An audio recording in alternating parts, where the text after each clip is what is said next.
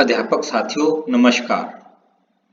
जैसे आपको विदित ही है कि अभी 9 से 12 कक्षाओं के असेसमेंट टेस्ट कंडक्ट किए गए हैं। उनके डाटा को हम इस एप्लीकेशन की मदद से स्टेट लेवल पे सबमिट करेंगे। आइए हम देखते हैं कि इसका प्रोसेस कैसे रहेगा। आपको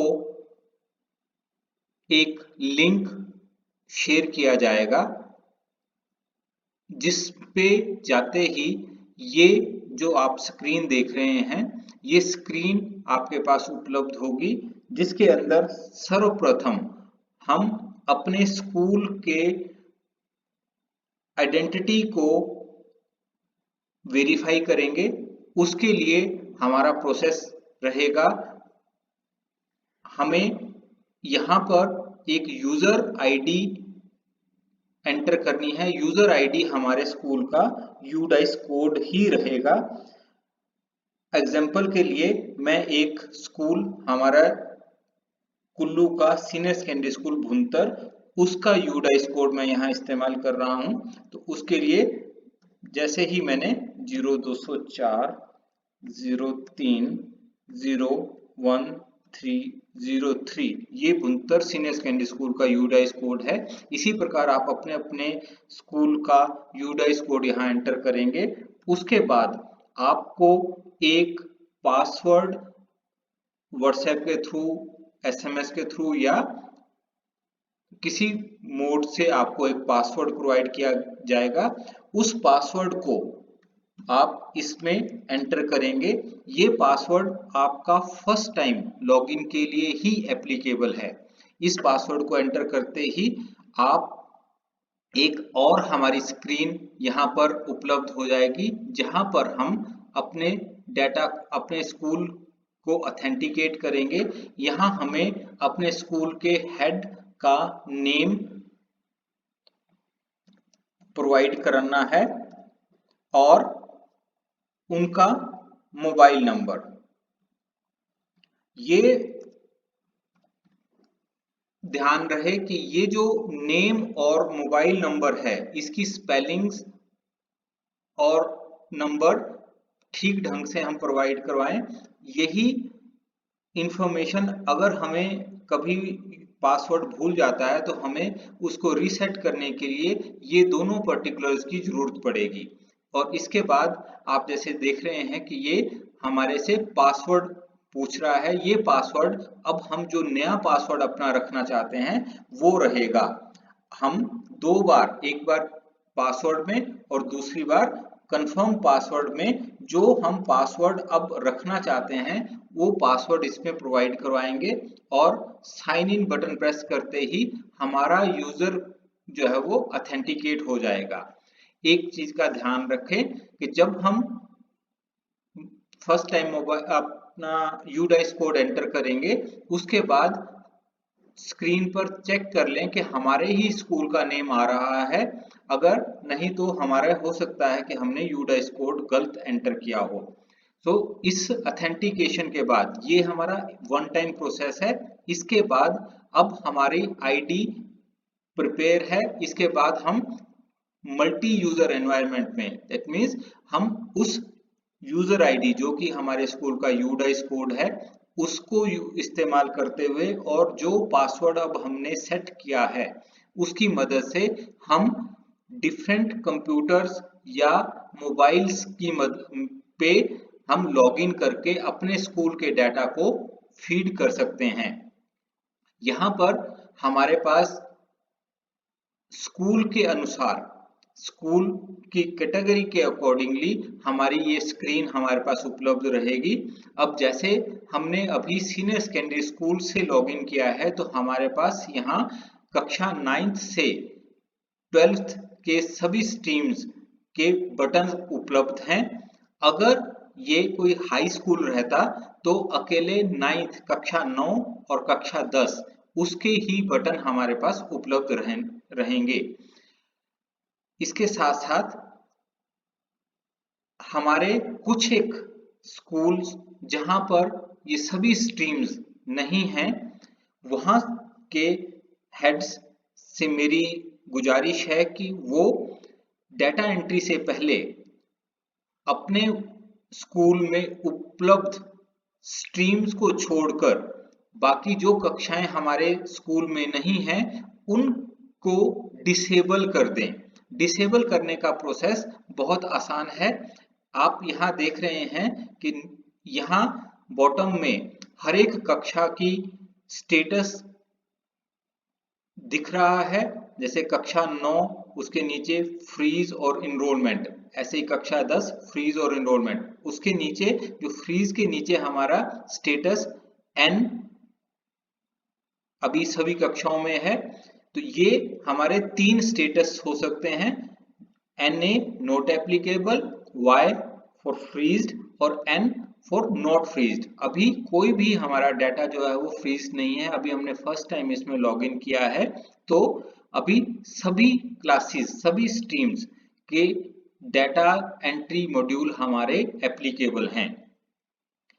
अगर किसी स्कूल में कोई स्ट्रीम नहीं है तो हम उस स्कूल पे डाटा एंट्री से पहले हम उस स्ट्रीम को डिसेबल कर देंगे।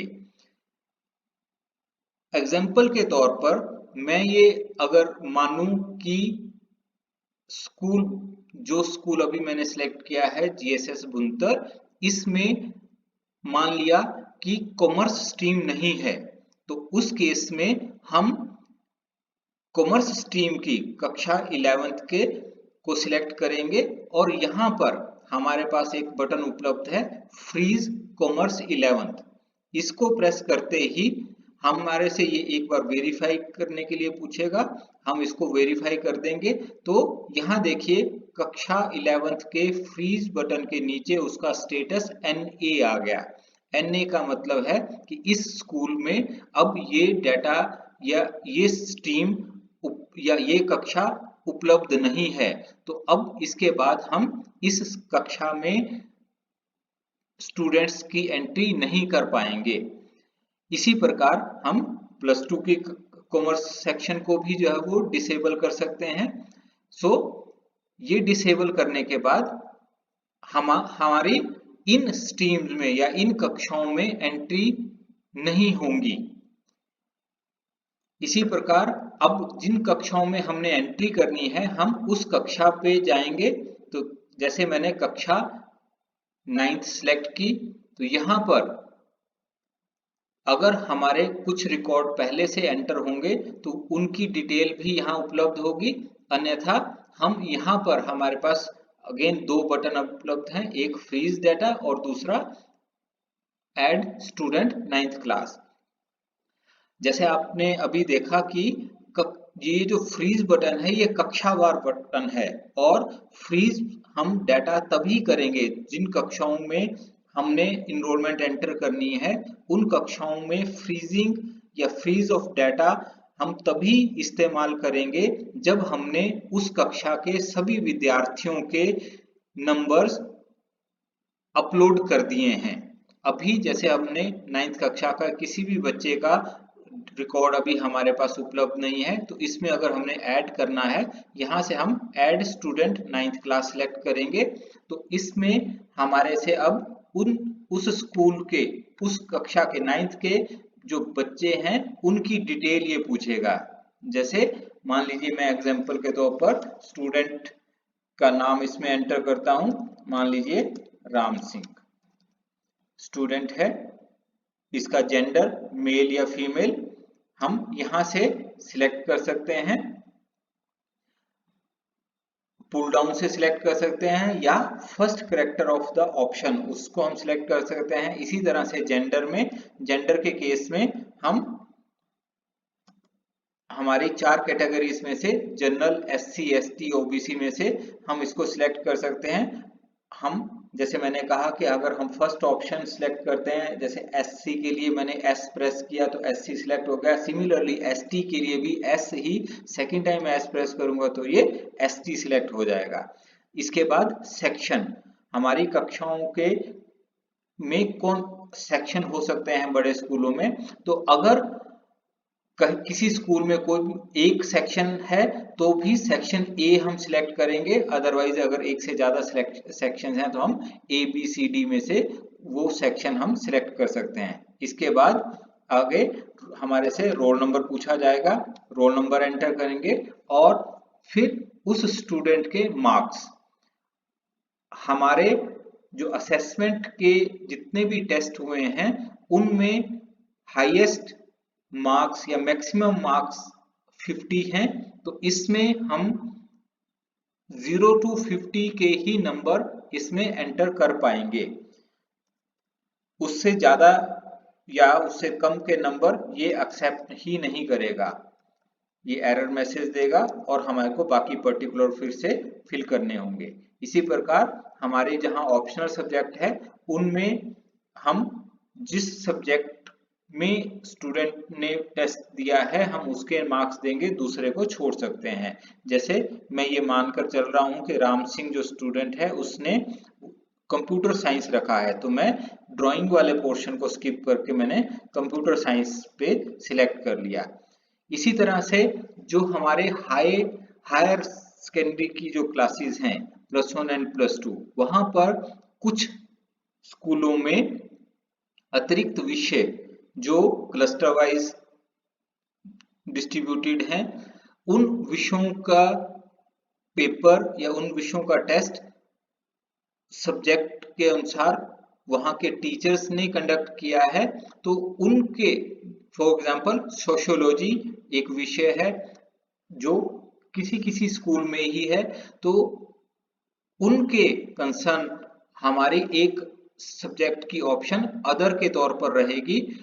सो उस सब्जेक्ट के मार्क्स हम अदर कैटेगरी में रखेंगे और रिमार्क्स वाले पोर्शन में यहां पर हम उस सब्जेक्ट का नाम प्रोवाइड करेंगे ताकि हमें क्लैरिटी रहे कि ये जो अदर सब्जेक्ट है वो कौन सा है। इसके बाद हम इसको सेव कर देंगे।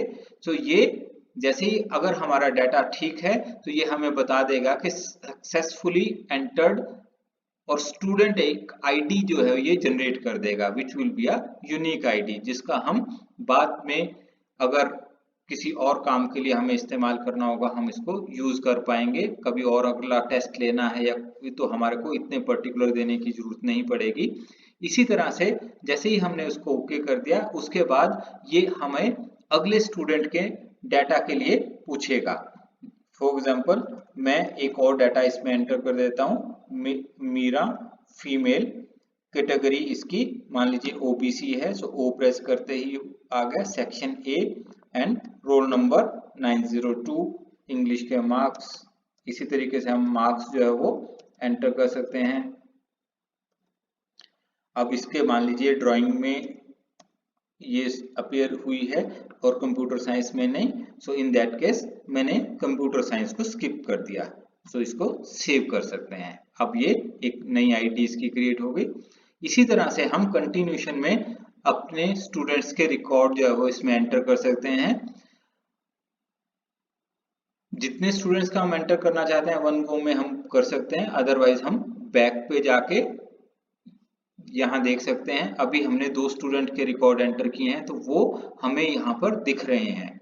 अब कई बार हो सकता है कि हमने गलती से किसी सब्जेक्ट के नंबर गलत एंटर कर दिए हैं या कोई पर्टिकुलर हमारा गलत है, किसी की कैटेगरी हमारी जो है वो गलत हो सकती है, तो उस केस में हम यहाँ से इसको एडिट भी कर सकते हैं। अभी आप अगर देखें तो कक्षा 9 के हमारे पास जो स्टूडेंट हमने एंटर किए हैं वो दिख रहे हैं, तो इनके राइट हैंड साइड पे हमारे पास 2 बटन अवेलेबल हैं। एक ये green button with the pencil के साथ जो सिंबल है ये एडिट के लिए है, और एक ये जो ब्लू क्रॉस है it is for deletion. So edit option देते ही यहाँ पर जो रिकॉर्ड हमने एंटर किया था वो हमारे पास उपलब्ध है। यहाँ पर कुछ चीजें जैसे रोल नंबर और उसका सेक्शन ये हमारा हम यहाँ से नहीं चेंज कर सकते। अगर इनमें इन फील्ड्स में कोई गलती है तब हमारे को इस रिकॉर्ड को डिलीट करना होगा और नए सिरे से ही एंटर करना होगा, अन्यथा बाकी केसेस में हम जो भी चेंज करना चाहते हैं वो कर सकते हैं। जैसे मान लीजिए मैंने इसके साइंस के मार्क्स जो है वो 44 की जगह वो 48 हैं, तो मैंने ये इसमें चेंजेस कर दी। इसको सेव करते ही हमारा रिकॉर्ड में वो जो बदलाव है वो स्क्रीन के ऊपर दिखना शुरू हो जाएगा। सो इसी तरह से हम जितने भी और रिकॉर्ड, अगर कोई नया रिकॉर्ड एंटर करना है, हम दोबारा से ऐड स्टूडेंट बटन में जाएंगे और यहाँ से हम नया रिकॉर्ड जो है वो हम एंटर कर सकते हैं। जनरल सेक्शन में एक और रिकॉर्ड इसमें एंटर कर देता हूं, इंग्लिश, सॉरी, हमारी जैसे फील्ड 50 मैक्सिमम मार्क्स हैं,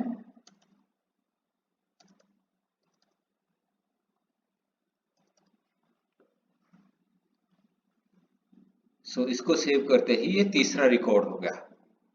कई बार ऐसा भी हो सकता है कि हम यहाँ पर एंटर कर रहे हैं लेकिन अभी मुझे पूरे मार्क्स मेरे पास उपलब्ध नहीं है और मैं इसको बंद करना चाहता हूँ, तो मैं कहीं से भी इसको बैक बटन प्रेस करके हम वापस जा सकते हैं। इसी प्रकार किसी और कक्षा में के रिकॉर्ड एंटर करने हैं तो हम यहाँ ऊपर होम की है, इसको प्रेस करने से हम वापस जो पहली वाली स्क्रीन है उस पर आ जाएंगे, जिससे हम अगली किसी भी कक्षा में किसी और दूसरी कक्षा के रिकॉर्ड जो है वो हम इसमें एंटर कर पाएंगे। सो इसी प्रकार हमें रिकॉर्ड्स को एंटर करना है। जैसे ये कक्षा 11th पे गए, तो अब 11th में आर्ट्स के अंदर हमारे पास जो जो हमने टेस्ट ऑनलाइन क्वेश्चन पेपर जिनके डिस्ट्रीब्यूट किए थे उनकी ऑप्शन हमारे पास अवेलेबल है। इसी प्रकार हमारे पास एक अदर की ऑप्शन इसमें अवेलेबल हो जाएगी, जिसमें हम जिस कॉम्बिनेशन के अनुसार, अब ये स्टूडेंट अगर 4 या 5 सब्जेक्ट के इसके मार्क्स एंटर होने हैं, बाकी पोर्शन, बाकी जो हमारे कॉलम्स हैं वो हम खाली छोड़ेंगे। सो इस प्रकार हम कक्षावार इन अपने जो असेसमेंट के मार्क्स हैं वो हम इसमें एंटर करेंगे, और जब हमारे कक्षा के सभी स्टूडेंट्स के रिकॉर्ड कंप्लीट हो जाएं, उसके बाद हम फ्रीज बटन प्रेस करेंगे। फ्रीज करते ही हमारे जो डिटेल है उस कक्षा की, जैसे हमने पहले देखा कि जो है वो हमने यहाँ पर कॉमर्स सेक्शन को नोट एप्लीकेबल किया था, उसी प्रकार अगर हमने एनरोलमेंट एंटर करी है तो फ्रीज के बाद हमारे पास यहाँ पर इसका स्टेटस, जैसे मान लीजिए मैं 9th क्लास के अभी डाटा 3 स्टूडेंट्स को ही फ्रीज कर देता हूं, तो इसके बाद फ्रीज के बाद हम यहाँ पर हमारे पास ये इनरोलमेंट, टोटल इनरोलमेंट हमारी शो करनी शुरू कर देगा कि 3 स्टूडेंट हमारे 9th के हैं और ये डाटा फ्रीज हो गया है। और इस फ्रीजिंग के बाद मैं अब इसमें नया रिकॉर्ड नहीं एंटर कर सकता, हालांकि मैं फ्रीज इसको ऐड स्टूडेंट बटन प्रेस कर रहा हूँ। सो यहाँ ये हमारा डाटा फ्रीज्ड है, तो मैं इसमें कोई नया रिकॉर्ड अब इसमें एंटर नहीं कर सकता।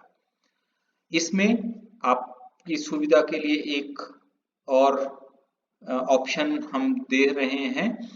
अगर गलती से किसी कारण से किसी स्कूल में डाटा फ्रीज हो जाता है तो उसके लिए आपको अपने ब्लॉक के कंसर्न्ड बीआरसी से कांटेक्ट करना पड़ेगा। वो आपकी उस कक्षा को के डाटा को अनफ्रीज कर पाएंगे, लेकिन ये सुविधा उनके पास भी तब तक उपलब्ध रहेगी जब तक उन्होंने ब्लॉक के डाटा को फ्रीज नहीं कर दिया। सो आशा है कि हम इस पोर्टल के माध्यम से जल्द ही अपने स्टेट का जो असेसमेंट डाटा है वो कलेक्ट कर पाएंगे। बहुत बहुत धन्यवाद।